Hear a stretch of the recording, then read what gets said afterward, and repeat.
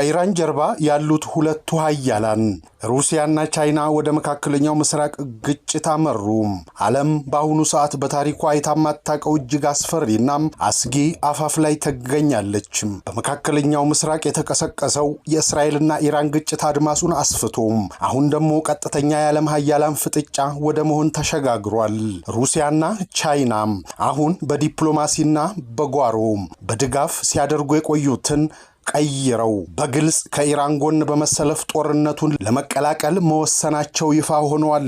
በተለይም የሩሲያ የደህንነት ምክትል ሊቀመንበር ዲሚትሪ ሜድቬዴቭ የአሜሪካ የጦር ሰፈሮችን ለሚያስተናግዱ የአረብ ሀገራት የሰጡት ጠንከር ያለ ማስጠንቀቂያ ሞስኮ ለቀጥተኛ ወታደራዊ እርምጃ ዝግጁ መሆኗን የሚያመላክት ሆኗል።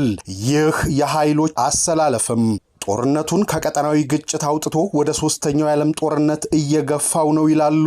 የጦርነቱ ነበልባል አሁን ወደ ካውካካስ ቀጠና ተሻግሮ የአዘርባይጃንና የኢራን ድንበርን እያንኳኳ ሲሆን በአዘርባይጃን ናቻኪቫን ግዛት ላይ የተፈጸመው የድሮን ጥቃት ግጭቱ በአዲስ ግንባር መከፈቱን አብስሯል። አዘርባይጃን ለጥቃቱ ኢራንን ተጠያቂ በማድረግ ኤምባሲዋን ስትዘጋ ኢራንና አሜሪካ ለአዘርባይጃን ያሳዩት ወታደራዊ ድጋፍ አዘርባይጃንን የጦርነቱ ተተኪ ተዋጊ ፕሮክሲ አድርጓታል።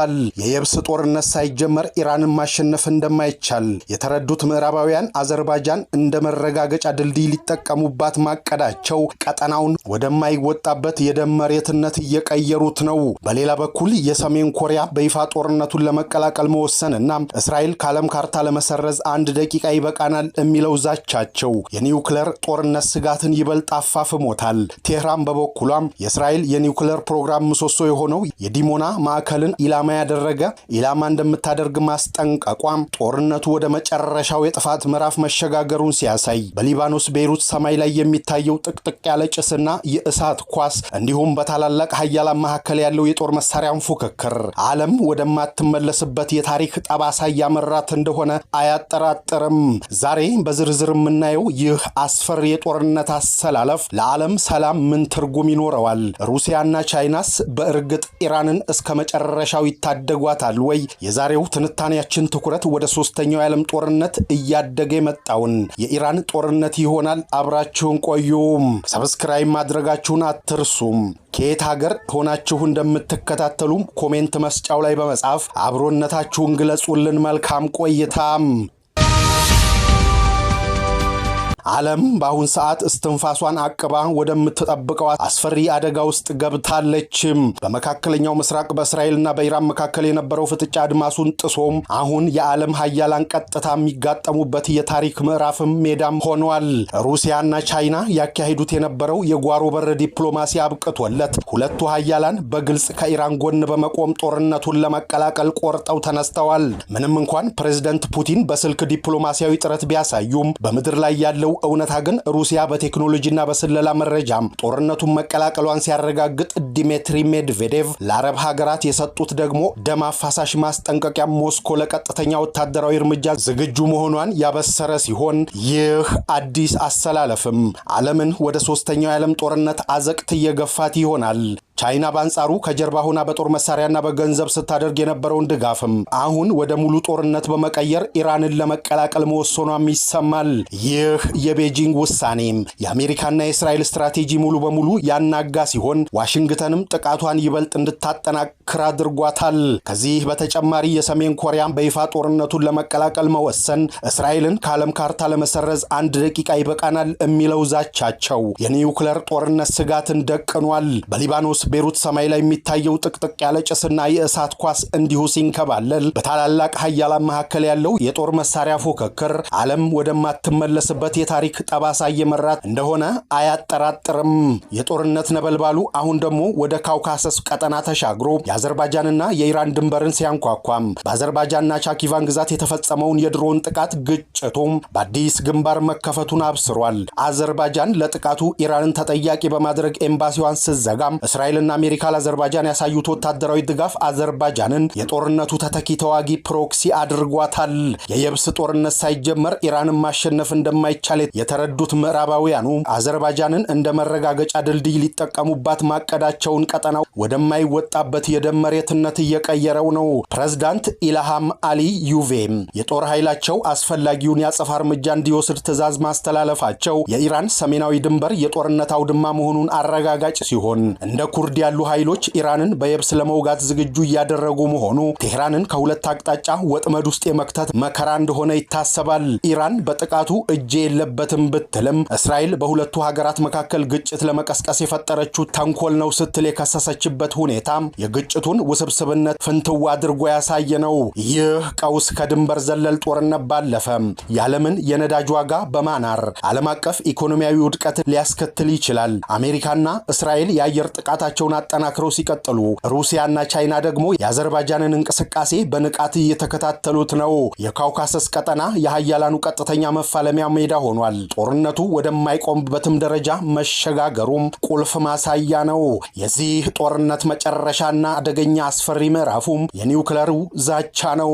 ቴህራን በሀገራቱ ላይ የአገዛዝ ለውጥ ለማምጣት የሚደረግ ጥረት ካለ የእስራኤል የኒውክለር ፕሮግራም ምሰሶ የሆነውን የዲሞና ማዕከልን ኢላማ እንደምታደርግ ማስጠንቀቋ ዓለምን ድንጋጤ ውስጥ ከቶታል። በይፋም የሺሞን ፔሬዝ የኔጌቭ የኒውክለር ምርምር ማዕከል ተብሎ የሚጠራው ይህ ተቋምም ታዲያ በእስራኤል ደቡባዊ ክፍል የሚገኝና የኒውክለር ጦር መሳሪያ እንዲመረትበት የሚታመንበት ሚስጥራዊ ስፍራ ሲሆን ኢራን ይህንን ስትራቴጂካዊ ቦታ እመታዋለሁ ማለቷ እስራኤልም በተመሳሳይ የኢራንን የኒውክለር ማብለያ ጣቢያዎች እንደምትመታ ሰበብ ሊሆናት ይችላል ተብሎ ተፈርቷል።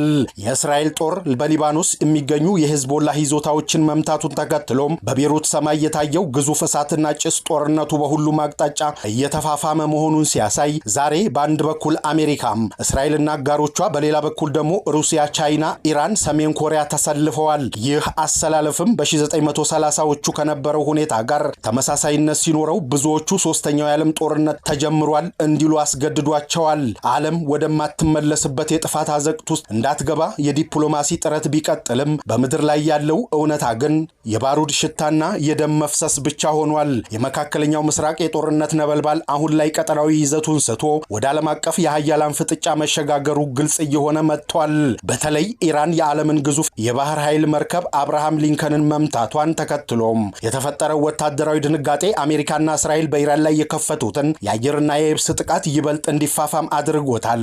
ይህ ክስተትም ኢራን ብቻዋን ሳይሆን በቴክኖሎጂና ስትራቴጂ የታገዘ ወታደራዊ ጡንቻ እንዳላትና እንደፈረጠመች ለዓለም ያሳየችበት ሲሆን ይህ በምዕራባውያን ዘንድ ደግሞ ከፍተኛ ስጋት ደቅኗል።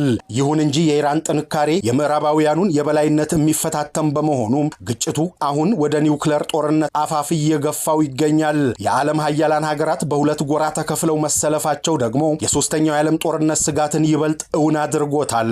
ሩሲያ፣ ቻይናና ሰሜን ኮሪያ በግልጽ ይሁን በተዘዋዋሪ ከቴህራን ጀርባ መቆማቸው አሜሪካና እስራኤል በኢራን ላይ የሚወስዱትን እርምጃ እጅግ ውስብስብ አድርጎታል።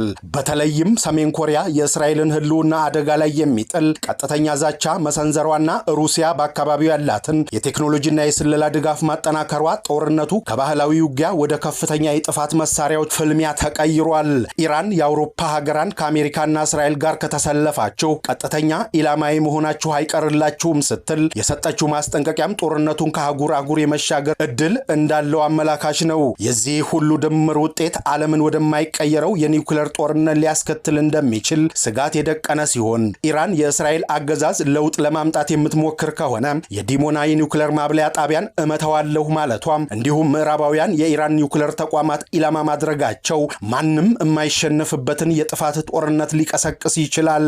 ጦርነቱ አሁን ወደ አዘርባይጃን ኩርድ አካባቢዎች እየተስፋፋ መምጣቱ ደግሞ ግጭቱ የየብስ ግንባር እንዲኖረውና ረጅም ጊዜ እንዲወስድ በማድረግ መላው ዓለምን ኢኮኖሚና ጸጥታ በማናጋት ወደ ጨለማ ውስጥ ሊከት ይችላል። በአጠቃላይ አሁናዊ ሁኔታ የሚያሳየው ዓለም ዲፕሎማሲያዊና በጦርነት መካከል ያለችበትን እጅግ አደገኛ ሰዓት መሆኗን ነው። ይህ በእንዲህ እንዳለ የአሜሪካ ቢቱ ቦምብ የጦር አውሮፕላኖች የኢራንን መሬት ውስጥ ሚሳኤል ማስወንጨፊያዎችን በ2000 ፓውንድ ባንከር ቦስተር ቦምቦች መደብደባቸው ተሰምቷል።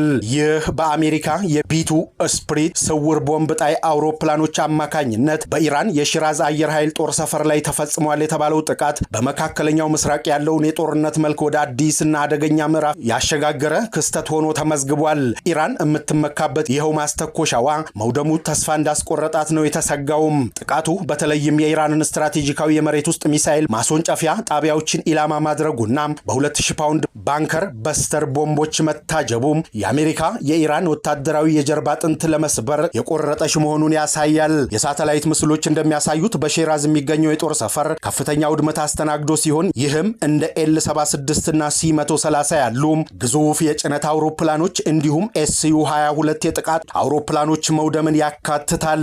ይህ አይነቱ ጥቃት የኢራንን የአየር ላይ እንቅስቃሴና የሎጂስቲክ አቅም በእጅጉ የገታው ሲሆን ከቴክኒካዊ እይታ አንጻር የቢቱ አውሮፕላኖች ጥቅም ላይ መዋል ትልቅ መልእክት ያለው ሲሆን እነዚህ አውሮፕላኖች እጅግ ዘመናዊ የራዳር መከላከያዎችን ጥሰው መግባት የሚችሉ እጅግ ከባድ የሆኑ ቦምቦችን በከፍተኛ ርቀት ተጉዘው ማሳረፍ የሚችሉ ናቸው።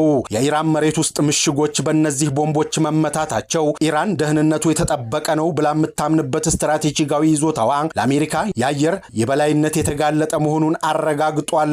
በተለይም በሼራዝ የሚገኘው አየር ኃይል የኢራን ደቡባዊ መከላከያ ቁልፍ አካል በመሆን የደረሰው ጉዳት የሀገሪቱን የመከላከል አቅም ለጊዜውም ቢሆን ሽባ ሊያደርገው ይችላል ተብሏል። በመካከለኛው ምስራቅ ለረጅም ጊዜ በወኪል ተዋጊዎች ፕሮክሲስ አማካኝነት ሲካሄድ የነበረው ግጭት በአሁኑ ወቅትም በአሜሪካና በኢራን መካከል ወደ ቀጥተኛ ወታደራዊ ግጭት መሸጋገሩ የሚያሳዩ ምልክቶች ሲታዩ አሜሪካ በኢራን የሼራዝ አየር ጦር ሰፈር ላይ የፈጸመችው የቢቱ ቦምብ ጣይ አውሮፕላን ጥቃት ተከትሎ ቀጠናው ወደ መጠነ ሰፊ ጦርነት እያመራ መሆኑን የፖለቲካ ተንታኞች ይገልጻሉ። ኢራን ለደረሰባት የአጸፋ እርምጃ እንድትወስድ የሚጠበቅ ሲሆን ይህ ሁኔታ ዓለም አቀፍ የነዳጅ ንግድ ቁልፍ በሆነው የሆርሙዝ ወሽመጥ ላይ ከፍተኛ ስጋት ደቅኗል። ጥቃቱን ተከትሎ በዓለም አቀፍ የጂኦፖለቲካ ሚዛን ላይ ለውጦች ሊከሰቱ እንደሚችሉና በተለይም ከኢራን ጀርባ ያሉት አጋር ኃይሎች ሩሲያና ቻይና የሚሰጡት ምላሽ ለዓለም ሰላም ወሳኝ ሆኗል። ሩሲያ ለኢራን ዘመናዊ የአየር መከላከያ መሳሪያዎችን ልታቀርብ የምትችልበት እድል ሰፊ ሲሆን ቻይና በበኩሏ የአሜሪካን እርምጃ በዲፕሎማሲያዊ ረገድ እንደምትኮንነው ይጠበቃል። ይህ የሀያላን ሀገራት ፍጥጫ በኢየሩሳሌም በቤይሩትና በቴህራን መካከል ያለው ውጥረትን ወደ ከፍተኛ ደረጃ አሸጋግሮታል። በሌላ በኩል ይህ ወታደራዊ እርምጃ በዓለም አቀፍ ኢኮኖሚ ላይ ከፍተኛ ጫናን እያሳደረ ሲገኝ በግጭቱ ምክንያትም የነዳጅ ዋጋ ሊጨምር ይችላል የሚለው ስጋት በገበያው ላይ የታየ ነው። በህዝቦች ዘንድም ከፍተኛ የስነ ልቦና ስጋትን የፈጠረ ሲሆን የሳተላይት መረጃዎች በሼራዝ የጦር ሰፈር ላይ ከፍተኛ ውድመት መድረሱን ቢያሳዩ ገለልተኛ ወገን ሆኖ የጉዳቱን መጠን ሙሉ በሙሉ ለማረጋገጥ ጥረት እያደረገ ነው። የአሜሪካው የቢቱ ቦምቦች ጣይ ጥቃትም ከመካከለኛው ምስራቅ ያለውን የኃይል ሚዛን የሚፈትን ሲሆን ዓለም አቀፉ ማህበረሰብ ግጭቱ ወደ ሶስተኛ የዓለም ጦርነት እንዳያድግ ስጋቱን እየገለጸ ቢሆንም በመሬት ላይ ያለው ተጨባጭ ሁኔታ ግን ወታደራዊ ዝግጅቶች ተጠናክረው መቀጠላቸውን ኢራን ለደረሰባት ወታደራዊ ውድመት የምትሰጠው ምላሽ የቀጣዩን ዓለም ሰላምና ደህንነት አቅጣጫ የሚወስን እንደሆን ተመላክቷል። ቸር ያሰማን።